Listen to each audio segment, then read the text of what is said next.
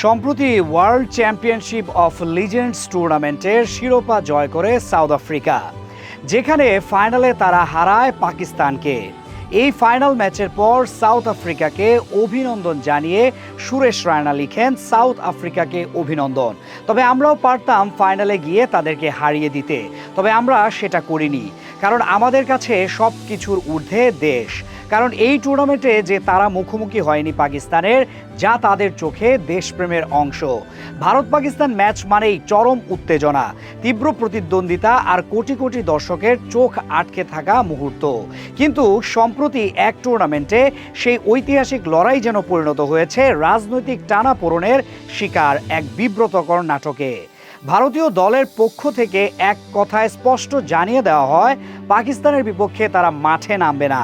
প্রথমে এটা দেখা যায় গ্রুপ পর্বে, যেখানে পাকিস্তানের বিরুদ্ধে ম্যাচ বয়কট করে ভারত। অনেকেই ভেবেছিলেন হয়তো পরে সেমিফাইনালে অন্তত মুখোমুখি হবে দুই দল, কিন্তু সেখানেও একই চিত্র। ভারত সরাসরি জানিয়ে দেয় তারা পাকিস্তানের বিপক্ষে খেলবে না।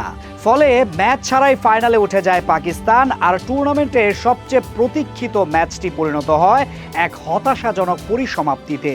শুধু তাই নয়, এর পেছনে যে রাজনৈতিক সিদ্ধান্ত ও দ্বন্দ্ব কাজ করেছে সেটা আর গোপন থাকেনি কারো কাছে।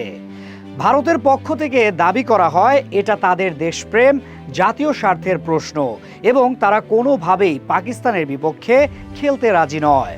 এমনকি এক পর্যায়ে গুঞ্জন ছড়িয়ে পড়ে, যদি পাকিস্তানের সাবেক অধিনায়ক শাহিদ আফ্রিদি কোনোভাবে স্কোয়াডে থাকেন বা ম্যাচ খেলেন, তবে ভারত বয়কট আরও জোরালোভাবে পালন করবে। যদিও শেষ পর্যন্ত ভারত মাঠেই নামেনি, পাকিস্তানও কোনো প্রতিদ্বন্দ্বিতা ছাড়াই পৌঁছে যায় ফাইনালে। এটাই ছিল ভারতের দেশপ্রেম। এখন তো ঘুরে ফিরে প্রশ্ন সামনে চলে আসছে বারবার, এই দেশপ্রেম টিকে থাকবে তো, নাকি টাকার গন্ধে বদলে যাবে সব কিছু? প্রশ্ন আসা তো আর অস্বাভাবিক কিছু না। এখন তো তারা দেশপ্রেম দেখিয়েছে, কিন্তু সামনে কতগুলো ম্যাচ বয়কট করবে। আগামী মাসেই তো এশিয়া কাপ, নিশ্চিতভাবেই অন্তত 2 ম্যাচ খেলবে একে অন্যের বিপক্ষে। গ্রুপ পর্বে 1 ম্যাচ, সুপার 4-এ 2 দল গেলে আরও 1 ম্যাচ, ফাইনালে গেলে সংখ্যা বেড়ে দাঁড়াবে 3-এ। কি করবে তখন? এশিয়ান ক্রিকেট কাউন্সিলের প্রেসিডেন্ট জয় শাহ, তার সিদ্ধান্তেই হয় অনেক কিছু। এর আগেও তিনি যুক্ত ছিলেন এই কমিটির সাথে। প্রতি এশিয়া কাপেই আজকাল দেখা যায় ভারত ও পাকিস্তান থাকে একই গ্রুপে। বুঝতে বাকি নেই যে এটা পুরোপুরি পূর্ব পরিকল্পিত।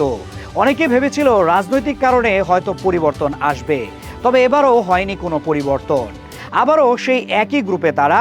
তার মানে হচ্ছে রাজনীতি যাই হোক, ভিউজ আর অর্থ তাদের প্রচণ্ড দরকার, আর সে কারণেই তো এই 2 দল আবারও একই গ্রুপে।